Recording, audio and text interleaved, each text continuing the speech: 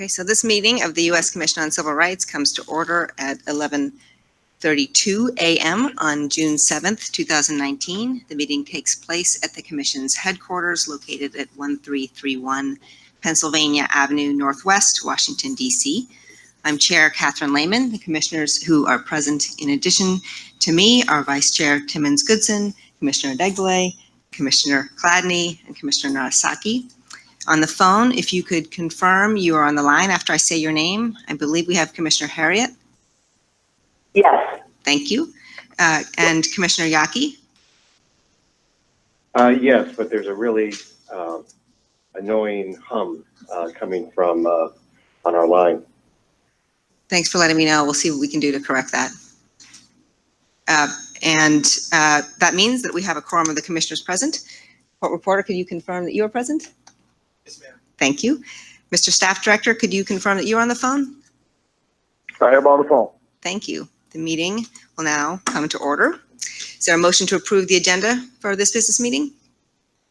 So moved. Thank you. Is there a second? Second. Thank you. Are there any amendments to the agenda? Yes, Madam Chair. Commissioner Arasaki? I move for the Commission to consider a statement regarding the Equality Act circulated by my Special Assistant Jason Legria this past Wednesday morning. Terrific. Thank you. Is there a second? Second. Thank you. Are there any other amendments to the agenda? Madam Chair, I would like to propose another amendment. Go ahead. Commissioner Degley? With the indulgence of Commissioner Chladni, I would like to propose that I amend the agenda to add a discussion and vote on the sexual harassment in the federal workplace public comment timeline. Is there a second? I'll second. Okay, thank you. Are there any further amendments? There are no further amendments. Let's vote to approve the agenda as amended. All those in favor say aye. Aye. Aye. Any opposed? Any abstention? The motion passes unanimously. Before moving to our first item of business, I'd like to take a moment to recognize our interns who are assisting the Commission this year. We're very grateful for their time and their dedication throughout the year, and especially now in the summer. So this year we have Sarah Asrat, Aaron Drolet, Ben Falstein, Lauren Kelly, Christine Kumar, Danielle London, Zaki Martin, Lillian Ofili, Maiwa Alubakinde, Kyle Pham, Corey Pruitt, Ariana Rosenthal, Mark Saunders, Brooke Schwartz, Juliet Singarella, and Patrick Williamson. Thanks to all of you.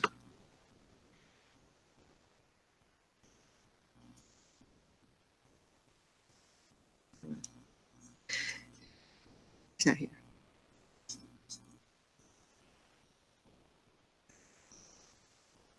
Okay.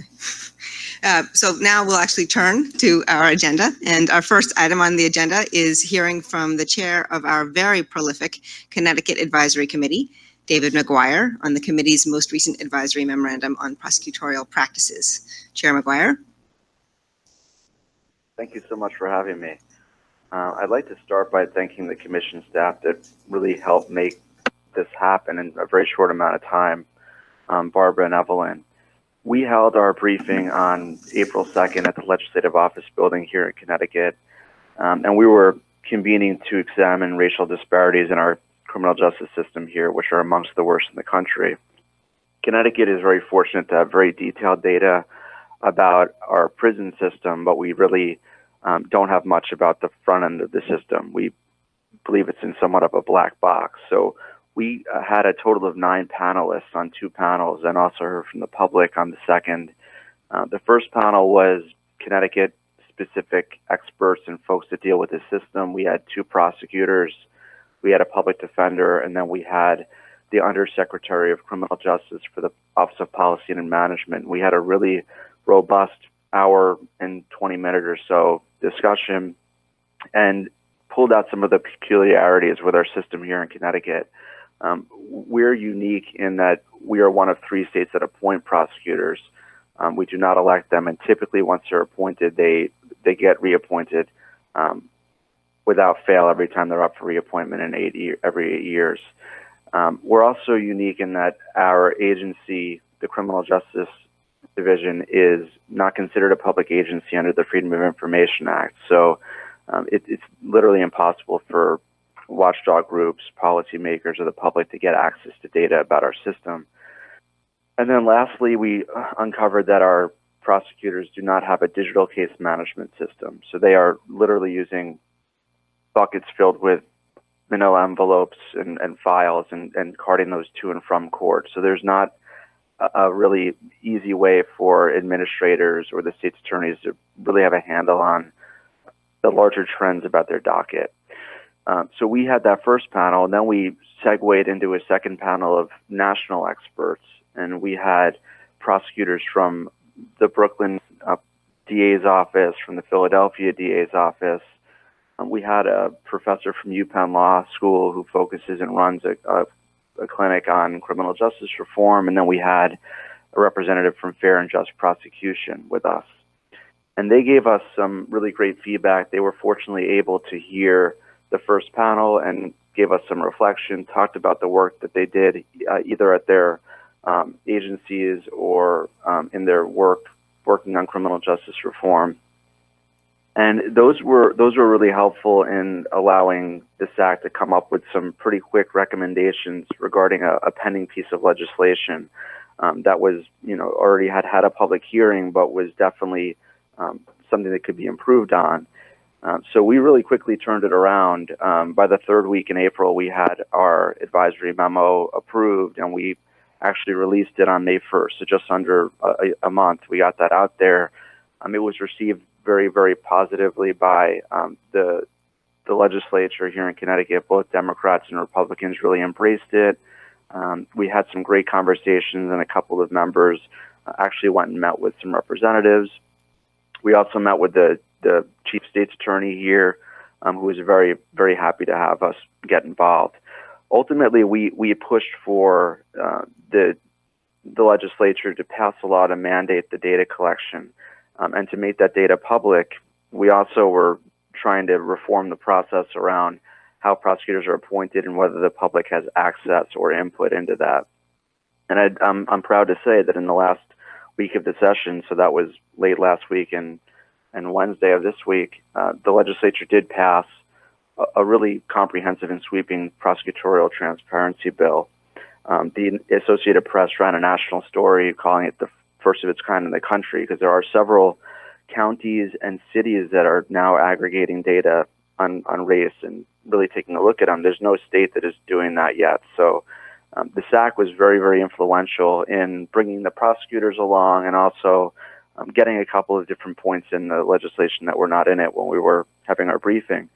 So now the Division of Criminal Justice, in collaboration with the Judicial Branch and the Department of Correction, will annually report on a multitude of things, but what's most important for the civil rights aspect is demographics on those accused or convicted of crimes.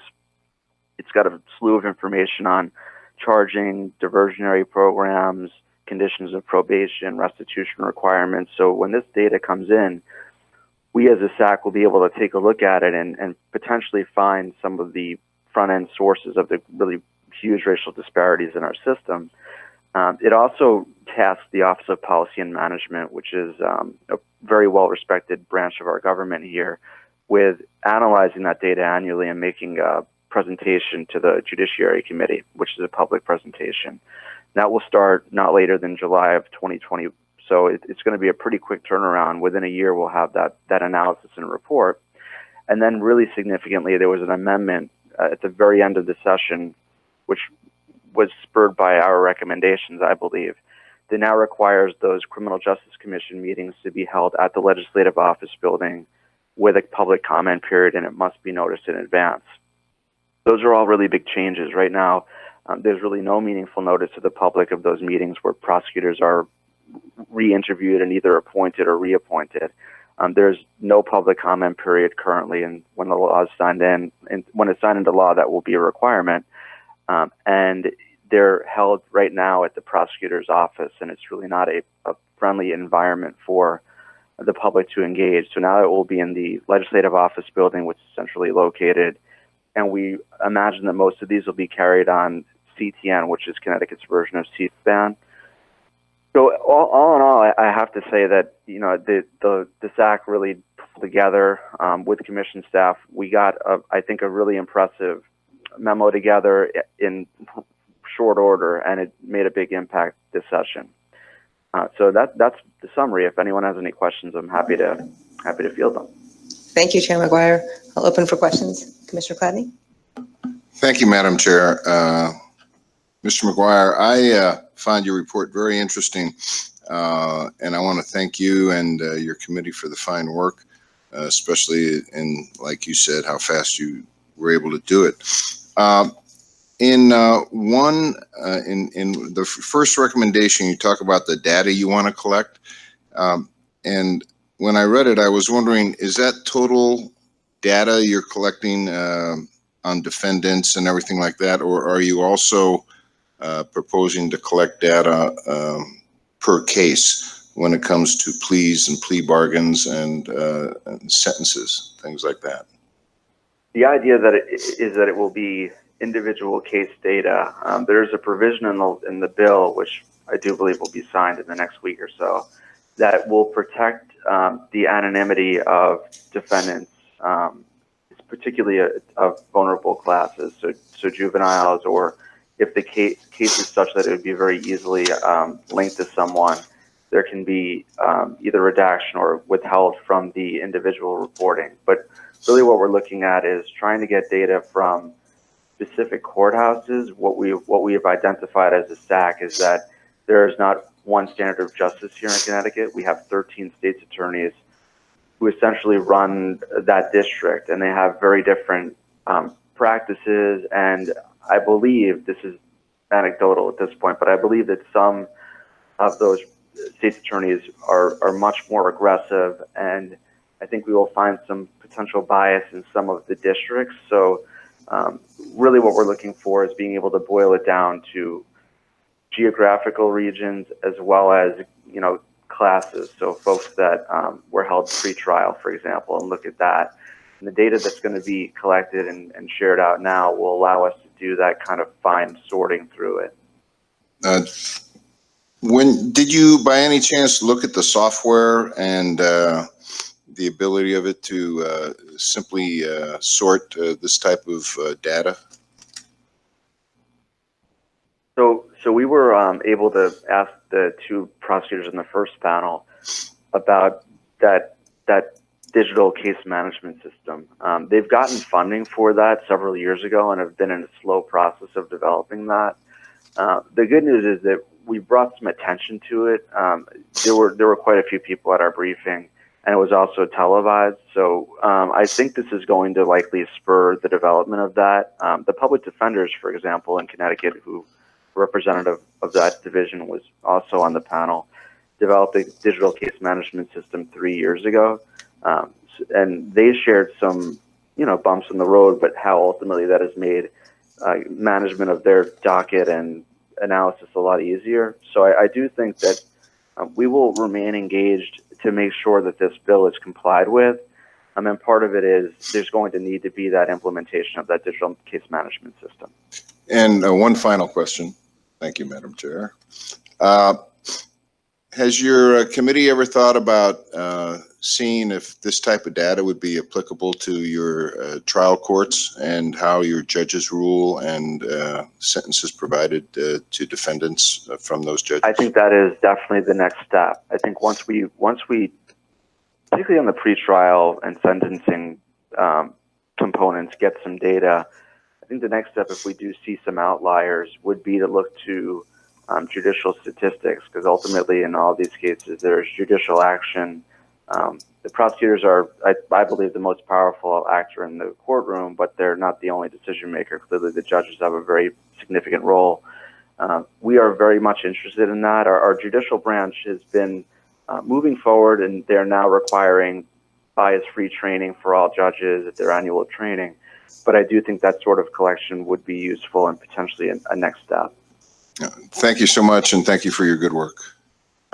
Thank you for the support. Commissioner Narasaki? I want to add my congratulations on the impact of your work has already had.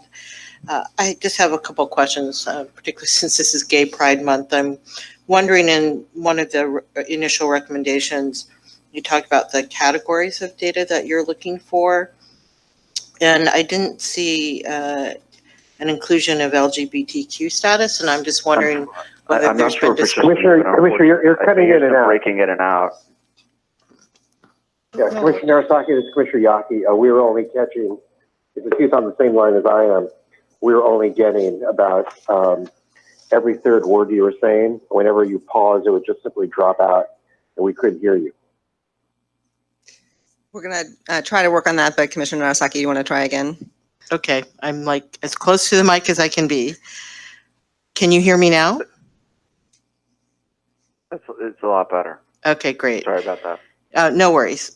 So my question is that in one of your recommendations, you talk about the different kinds of categories of data that you're recommending collection of, and I didn't see LGBTQ status, and I'm wondering if there was discussion about that.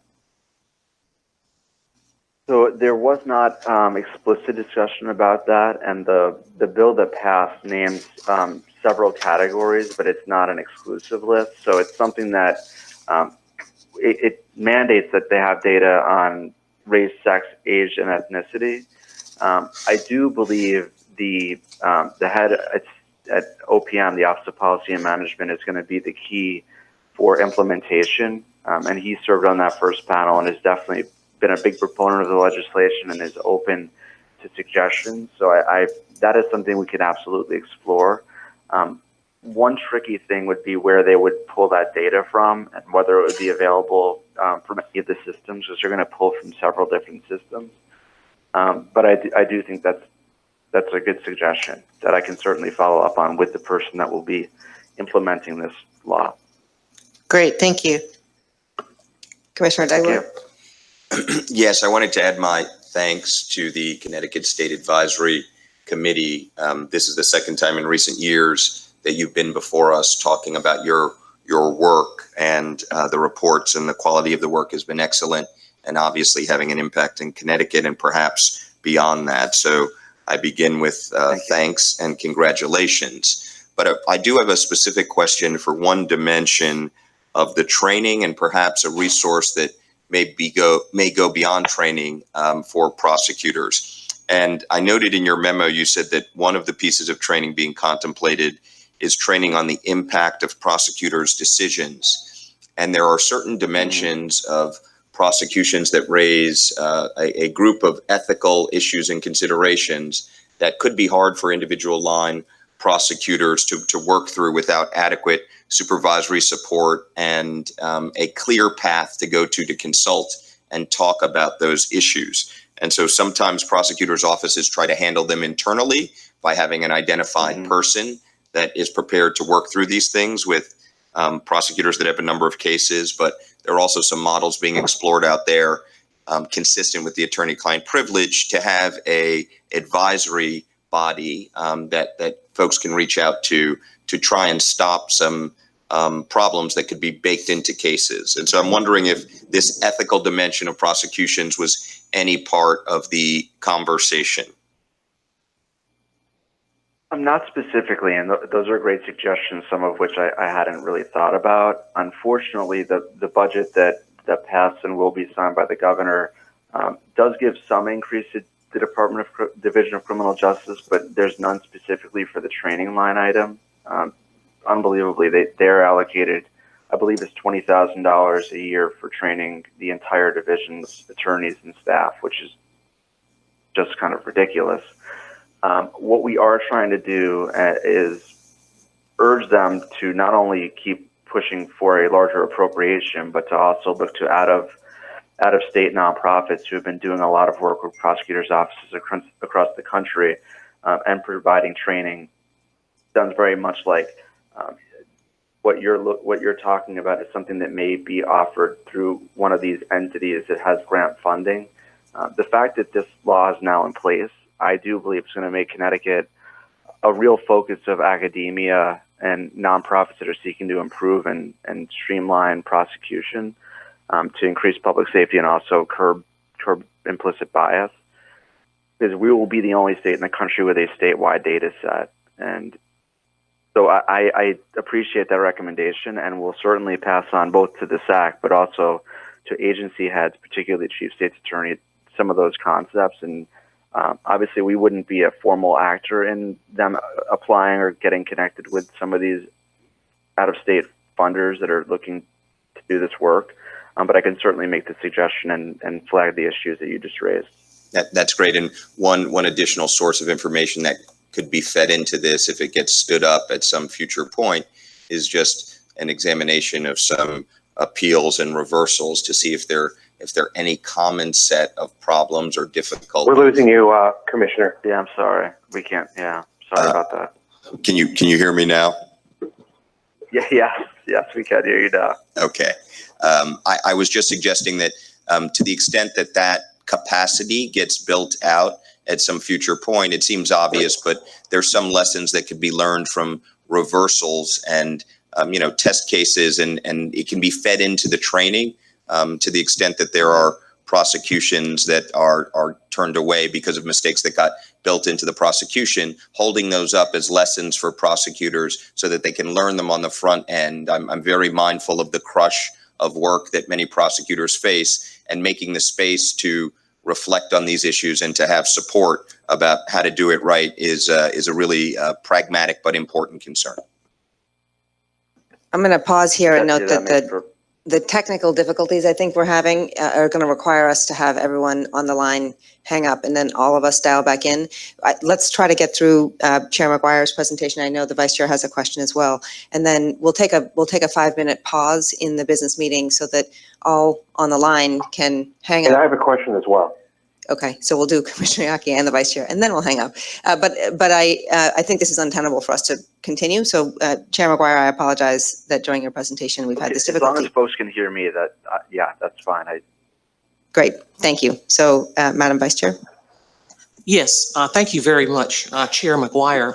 You indicated in your materials that the prison population of the state of Connecticut is not consistent with the demographics of the state, and that in part led We just lost you, Commissioner.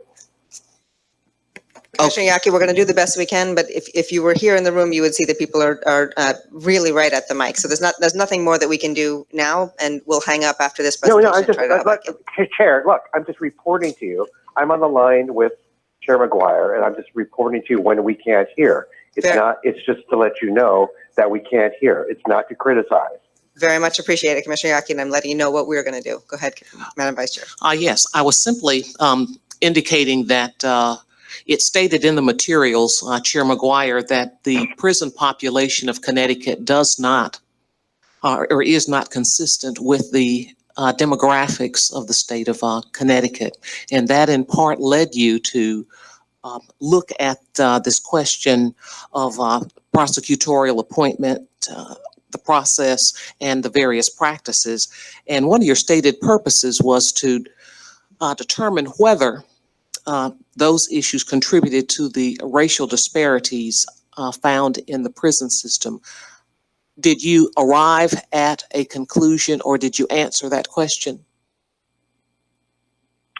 No, it's great question. So no, we did not arrive at a definitive answer. I think we got some suggestions that some of the practices, particularly around the lack of data and the fact that the prosecutors and the state's attorneys don't actually have access to this themselves, may be leading to some of those disparities. The appointment process itself does not necessarily lead to the disparities, but we did feel that it was important to open those processes up and allow the public to both see what the Criminal Justice Commission was doing, which prosecutors were being appointed, and allow the public to ask questions about, for example, disparities at their local level, or if they have a grievance about a particular prosecutor. In Connecticut, our judges are also appointed, but their reappointments happen at a traditional public hearing at the legislature in front of the Judiciary Committee where the public can weigh in. The public also is able to express concerns through a judicial review committee. There's no such framework for prosecutors. And what seemed to be clear is that from the prosecutors themselves is that there are real inconsistencies in some cases between practices in each jurisdiction, and we're a really small state. I mean, there's some variation in obviously rural versus suburban versus urban, but that seemed to be something that we think may be contributing to some of the disparities. But no, we did not arrive at an exact answer as to what on the front end is causing these disparities. Thank you very much. Commissioner Yaki, you want to go ahead?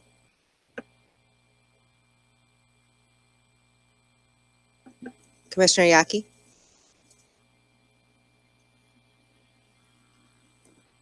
I'd like to state a question. You had the same question as the vice chair? Okay. No, I couldn't. Well, first of all, we had nothing but dead silence there for about 10 seconds. I just said I wanted to be able to state a question. Please go ahead. Commissioner Yaki, please go ahead.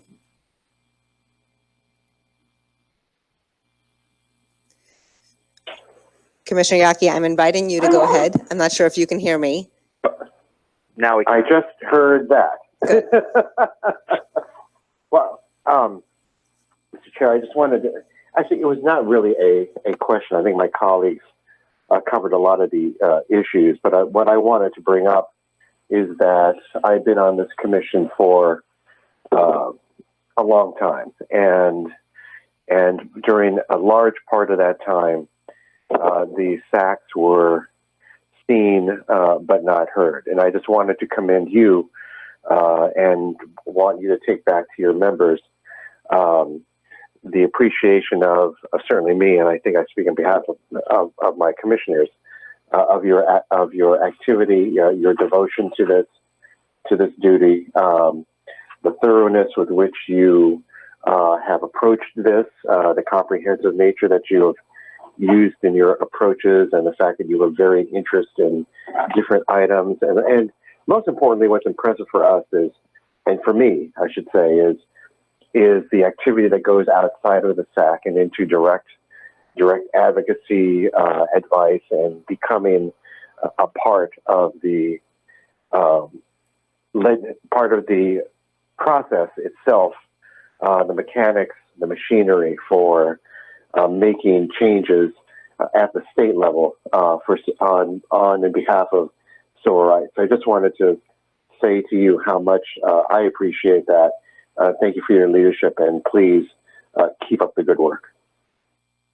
Thank you very much for that. I have to say that Barbara Delavis, who is our point person with the main office, has been really helpful and supportive of my push to get us out there more. And I do believe we're at a place now where the SAC is really looked to on certain issues here in Connecticut, and I believe that it's going to benefit the state and like I think a previous speaker said, potentially other places as we can move forward on some thorny topics and maybe pave the way for other jurisdictions and other SACs as well. So I appreciate the support. No, yeah, and exactly. I mean, and if we were going to do a best practices model of how a SAC would operate, you would be, at the top with the bullets. So I think that that is well spoken. But again, to me, the impressive part is how you've managed to become part of the machinery of government by being an advisory, not just to us,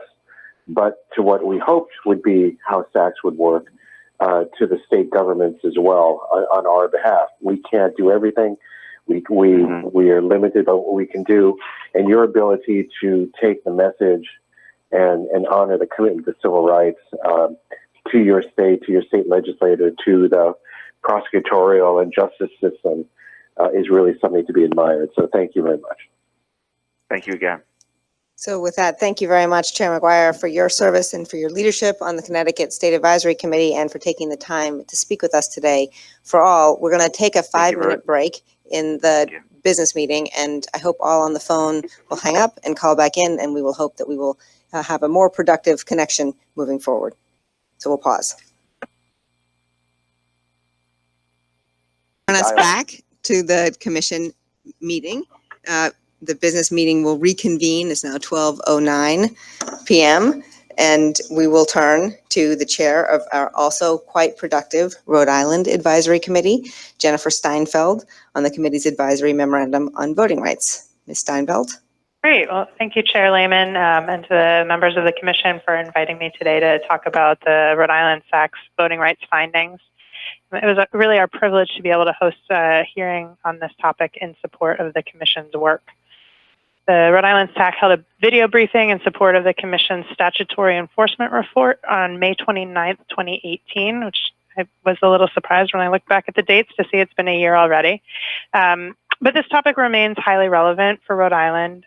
Just this week, our Secretary of State, Nellie Gorbea, released a newsletter announcing that, according to a survey conducted this week, Rhode Islanders' top concerns were voting rights and secure elections. So this briefing and the topics that we cover are especially timely now. As you will have seen in the memo, Rhode Island passed voter ID legislation in 2011. This is largely driven by an unfounded fear of new Latino immigrants committing voter fraud. And interestingly, as opposed to many other states where a voting rights legislation was pushed through, it was largely supported by communities of color, especially the African American community, and by Democratic legislators here in Rhode Island. The impact of this legislation on voters is yet to be seen, but the uneven enforcement of these requirements has a disproportionate impact on voters of color and urban voters. The Secretary of State does offer a no-cost voter ID and did significant outreach about its availability when the new law went into effect in 2014. Yet there is reason to believe that the penetration has not been sufficient to address the breadth of the problem of eligible voters without legal ID. And Rhode Island also is an early leader in deploying paper ballots with digital ballot scan technology and an early leader on motor voter policies. But at the same time, we've also have some outdated policies with regard to early voting in particular. And we don't have any official early voting, although some municipalities do use an emergency absentee ballot as a de facto early voting process, allowing people to come in and fill out an absentee ballot, but in the usually the Board of Canvassers and the municipality during the week leading up to an election. Finally, Rhode Island has the latest statewide primary in the nation and the longest period between voter registration and eligibility in the nation. It was just 6 weeks between the primary election and the general election, and a 30-day window between voter registration and actual eligibility to vote, and potentially dampening of voter engagement, especially for out-of-state and overseas voters, is a real concern. And finally, the committee found significant concerns about the quality of poll worker trainings that led to uneven enforcement of voter ID laws, and also about the successful and equitable deployment of provisional ballots for those whose identification or registration was in question, or those who appeared at the wrong polling place. And I don't want to go, the memo I'm sure that you've read goes into more detail about that. I'm happy to answer any questions about that. But I can say, having been an observer in polling places, I've seen very, very uneven enforcement and engagement around that. At this time, the SAC is not planning any further action on voting rights, although we'll continue to monitor ongoing work, and we may take up the issue at a future date. But we are very pleased to be able to provide you this update on the status of voting rights in Rhode Island to be incorporated into your statutory enforcement report. And I'm happy to take any questions from the commissioners. Thank you very much, Chair Steinfeld. I'll open for questions. Commissioner Degloy?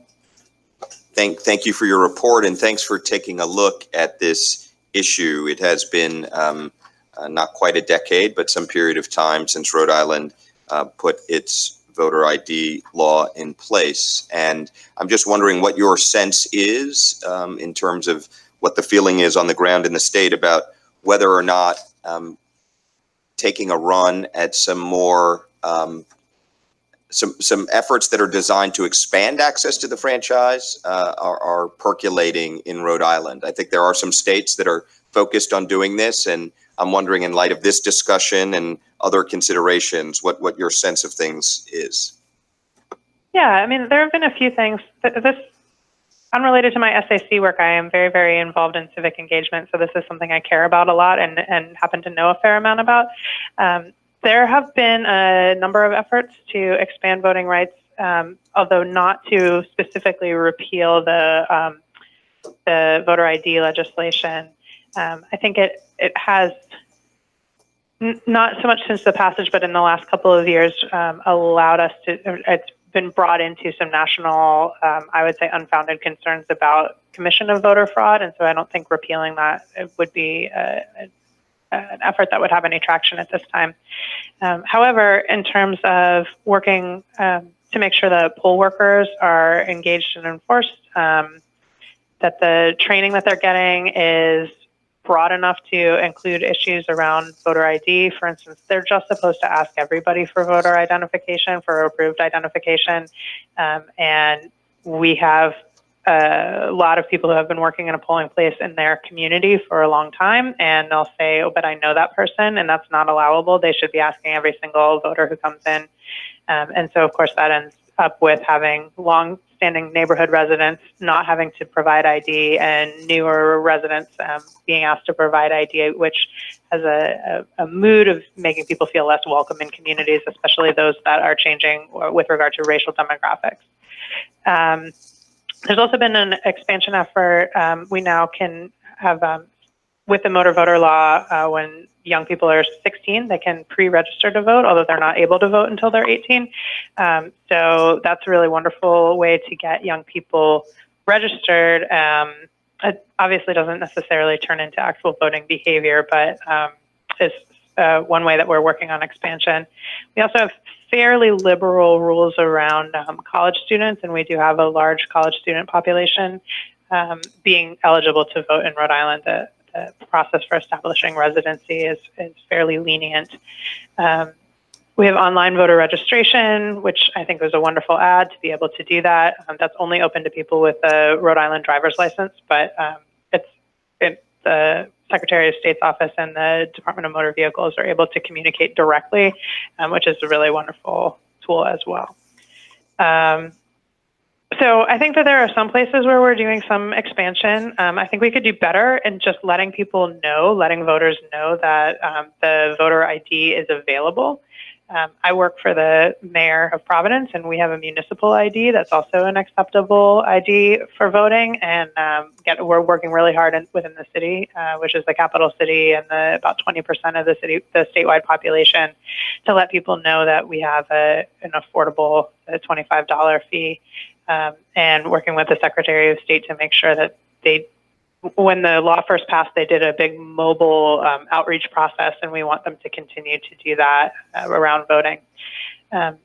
We've also been working with the Secretary of State on making decisions. We had a kind of funky last election.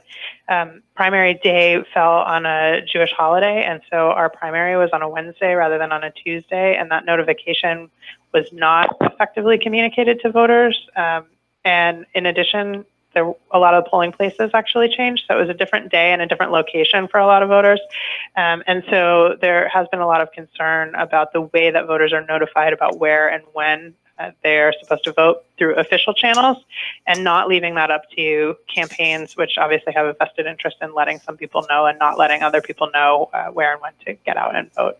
So it's certainly an issue that, it was of interest to the community. When we put out the call, we had no trouble getting people to come in and speak about the issue, and there are other groups that are very engaged in expanding voter access. Thank you. Commissioner Arasaki? Thank you. I have two questions. One is, so one of the challenges with issuing voter ID cards, right, is what are the feeder documents? So even though that may be free, if you need a birth certificate or something, that might cost money. So has there been research to understand what are the barriers to being able to get the voter ID? I don't know of any specific research that has been done to look at the barriers to voter ID. I do know that when it rolled out for the first two election cycles, people could use a variety of alternative documentations, including things like utility bills and lease documents. And that was not rolled up into the voter ID. I actually don't know what the Secretary of State's requirements are. I know that for our municipal ID, yes, you do need to demonstrate, you do need to bring in other legal documents that may cost money to provide. Yeah, so I think that might be one area to look at. And then the second is, so you note that there is clearly inadequate training in terms of what's happening. So what training exists, and are you making specific recommendations about what kind of training they should be having? So the SAC did not make recommendations specifically. We just did a fact-finding call for the purposes of contributing into your report. The Rhode Island ACLU has been working with the Secretary of State's office and with local boards of canvassers around both training, the content of the training, and then ensuring that all poll workers do actually participate in the training, both of which have been a challenge in the past. I don't know, I've basically been in Rhode Island as long as I've been a voter, so I don't know what other polling places require, but for Rhode Island, it's a 14-hour day and it's a pretty low compensation rate. So we have a large number of retirees who participate, some of whom have been doing it for a very long time and are quite elderly, and they've often been exempted from retraining, and so that's one of the pieces, is to make sure that everyone is going back through and participating in the retraining. Thank you. Commissioner Yaki or Commissioner Harriet on the phone, do you have a question? Yeah, I have a question. Thank you very much, Madam Chair.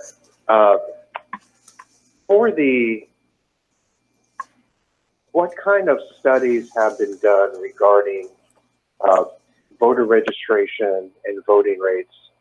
You said it was enacted because of a reaction against perceived or potential or real Latino immigration into the state. As a result of this, what has been the impact on Latino voting, Latino voter registration in Connecticut, and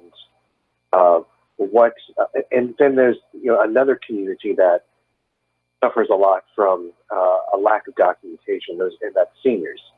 And has anyone really done an in-depth survey of nursing homes and other places, senior centers, to determine what the effect of this may be on seniors as well?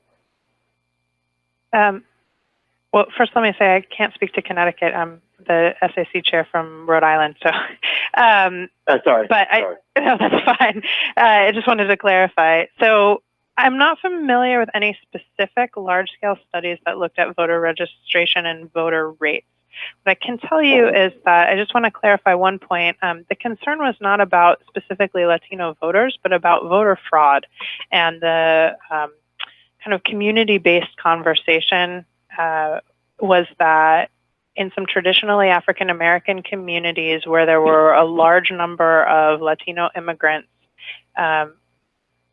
that people were being bused to polling stations, that people were double voting or voting for other people. That is unfounded. There was research done by the Secretary of State to look at that. So there was not a notable increase in fraudulent voting. I mean, there's essentially zero fraudulent voting, I think, as is the case. Well, I would assume that. I'm wondering, though, after this went into effect, what was the impact on? Yeah, what was the impact on Latino voters? So the first year after the voter ID, we had a very large number of people who were turned away, and Rhode Island allows for something called a provisional ballot. So if you don't have ID, or if you are at the wrong polling place, you can cast a provisional ballot, and then the review of that is to look at the signature on the ballot and the signature on the voter registration card back at the at the Board of Elections office. And so there's a subjectivity to comparing that, and I don't know about you, but I think I signed my voter registration card when I was 19, and my signature is somewhat different than it was at that time. That said, a lot of poll workers did not know about the provisional ballots and about that they were not given to people. They were given to people and misfiled or mishandled. And so we had a pretty significant, I want to say it was like a double digit, like 11% or 12% drop in voter participation in the first primary, which already has pretty low turnout. So it was significant when it first rolled out. The Secretary of State has said that the impact has been reduced, but I'm actually not familiar with that data. I can pull that and get that for you after the fact. Okay, that'd be great. And then with regard to seniors, there has been a lot of work with seniors, especially those living in senior residences, where the building managers have been working with the Secretary of State to bring out the van that produces the voter ID. For those who are living in communities, I couldn't say specifically, but there has not been a meaningful decrease in senior voter participation.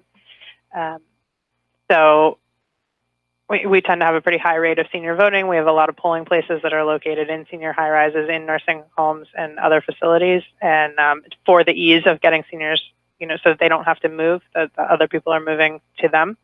And so working with those facilities to make sure that folks have the proper ID, I think has been pretty effective. Yeah, thanks.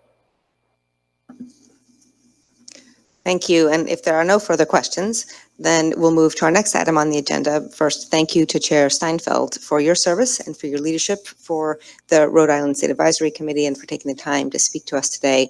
The advisory memo is very helpful to us as we were preparing our voting rights report, and I'm very grateful for the information that the State Advisory Committee prepared for us. Thank you so much.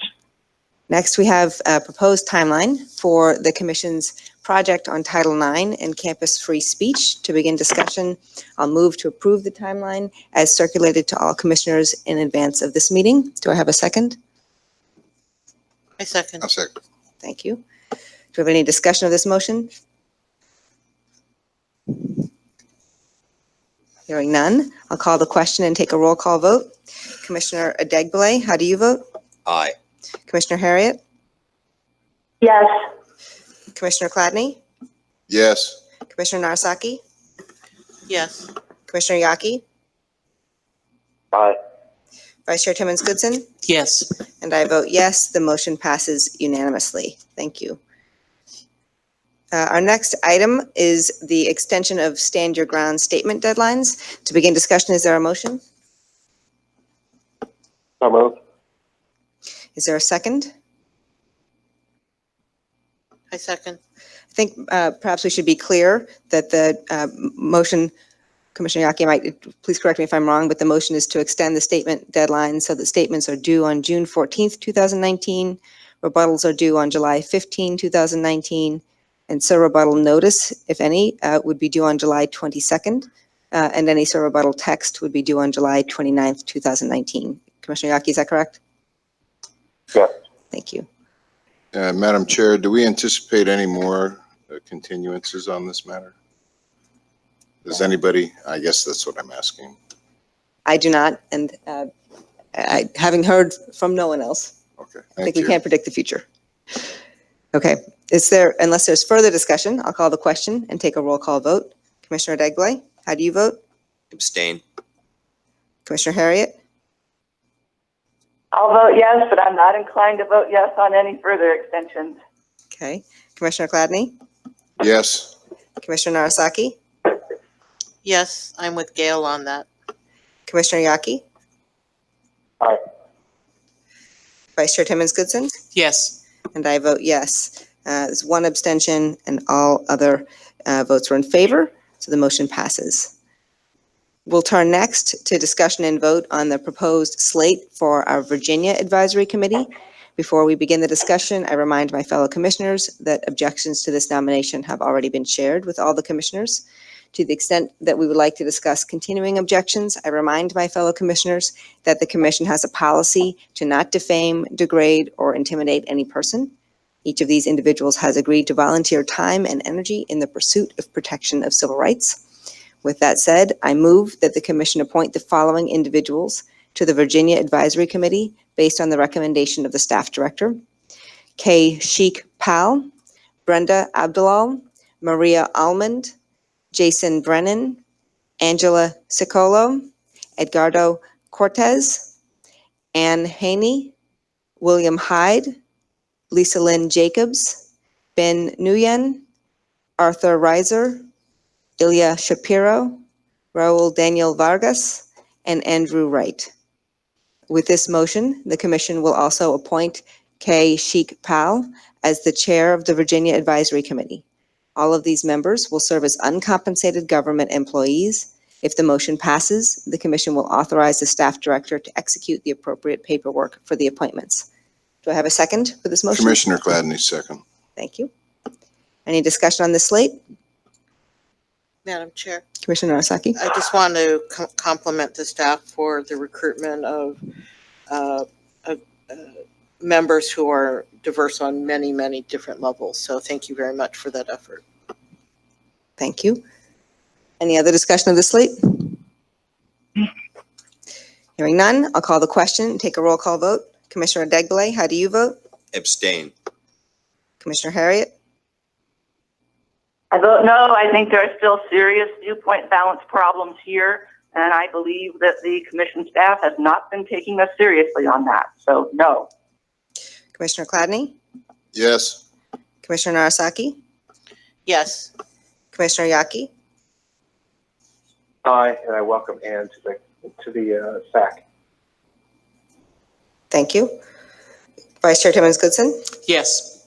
And I vote yes. The motion passes. One commissioner abstained, one commissioner opposed, and all others were in favor. We'll now move to the Kentucky Advisory Committee. I move that the commission appoint the following individuals to the Kentucky Advisory Committee based on the recommendation of the Staff Director: Richard Clay, M. Christina Alcalde, Rosa Alvarado, Wesley Butler, John Chowing, Elizabeth Diener, Betty Sue Griffin, Yvette Haskins, Jennifer Hunt, Lee Look, Luke Milligan, Mitchell Payne, Enid Trucios Haynes, Alice Waddell, Rainia Weaver, and Russell Weaver. With this motion, the Commission will also appoint Richard Clay as the Chair of the Kentucky Advisory Committee. All of these members will serve as uncompensated government employees. If the motion passes, the Commission will authorize the Staff Director to execute the appropriate paperwork for the appointments. Do I have a second? Second. Thank you. Any discussion on this appointment? Hearing none, I'll call the question and take a roll call vote. Commissioner Degbele, how do you Aye. vote? Commissioner Harriet? I'm going to vote no on this one as well. In fact, my special assistant made some recommendations that would have made this one better on viewpoint balance. The commission staff declined to take that. No reason given. Okay. So Commissioner Harriet, that's a no. I'll invite you to offer the discussion during the discussion period, if you will. Commissioner Gladney? Nope. Yes. Commissioner Arasaki? Yes. Commissioner Yaki? Aye. Vice Chair Timmons-Goodson? Yes. And I vote yes. The motion passes. One commissioner opposed. All others were in favor. We'll now move to the Oregon Advisory Committee. I move that the commission appoint the following individuals to the Oregon Advisory Committee based on the recommendation of the Staff Director: Shoshana Oppenheim, Allison Brody, William Curtis, Carl Green Jr., Mark David Hall, Hannah Holloway, Albert Lee, James Posey, Alejandro Carral, Andre Wang, Aaron Wythe, Julia Yoshimoto, and Laura Eckstein. With this motion, the Commission will also appoint Shoshana Oppenheim as the Chair of the Oregon Advisory Committee. All of these members will serve as uncompensated government employees. If the motion passes, the Commission will authorize the Staff Director to execute the appropriate paperwork for the appointments. Do I have a second? I second. Thank you. Any discussion on this appointment? Yes, Madam Chair. Commissioner Arasaki? I again want to commend staff for the diversity on so many different levels, and particularly being able to find people under the age of 35 to serve. So thank you. Thank you. Any other discussion? Hearing none, I'll call the question, take a roll call vote. Commissioner Adegbile, how do you vote? Aye. Commissioner Harriet? I'm going to vote yes on this one. I think probably this is the best that can be done. Commissioner Chladni? Yes. Commissioner Narasaki? Yes. Commissioner Yaki? Aye. Vice Chair Timmons Goodson? Yes. And I vote yes. The motion passes unanimously. We'll now move to the South Carolina Advisory Committee. I move that the commission appoint the following individuals to the South Carolina Advisory Committee based on the recommendation of the staff director: Theodore Maro, Sue Berkowitz, Walter Caudle, Miles Coleman, Daniela Ann Cook, Matthew Deflem, John Glover, Ebony Green, Silver Ben Mabelat, Mark Smith, and Dory Tempio. With this motion, the commission will also appoint Theodore Maro as the chair of the South Carolina Advisory Committee. All of these members will serve as uncompensated government employees. If the motion passes, the commission will authorize the staff director to execute the appropriate paperwork for the appointments. Do I have a second? Second. Thank you. Any discussion on this appointment?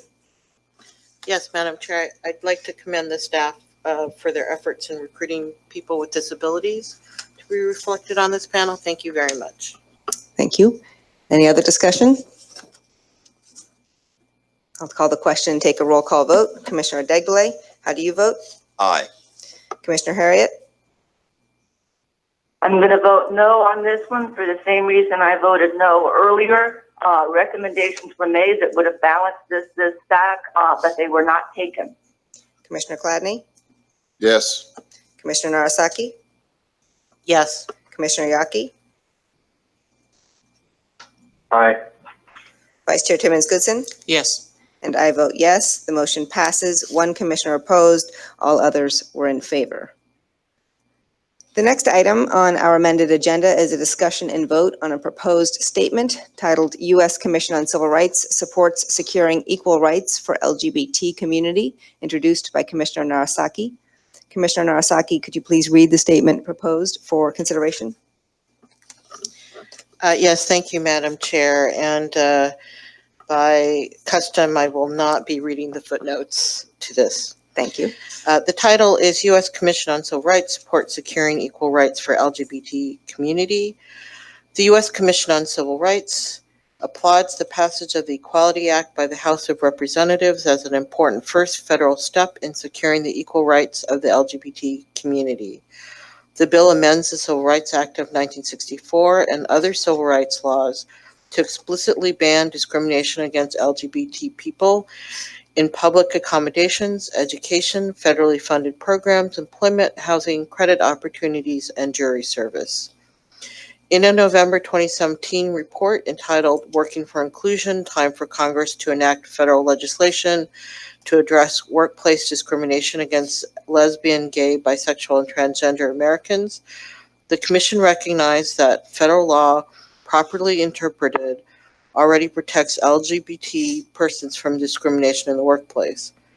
Given the inconsistent federal court decisions and patchwork of state laws, we found that the current law does not provide sufficient protection for LGBT people and called for federal legislation to specifically affirm protections for LGBT employees from discrimination in the workplace based on sexual orientation and gender identity.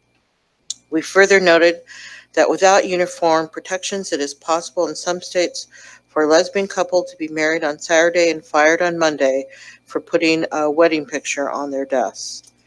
The Commission supports the Equality Act's confirmation that discrimination against LGBT people violates our nation's commitment to liberty and equal rights for all. Historians, researchers, and courts have extensively documented the long-standing pervasive societal and institutional discrimination that harms not only LGBT Americans, but also negatively impacts the quality of life of their children, families, and communities.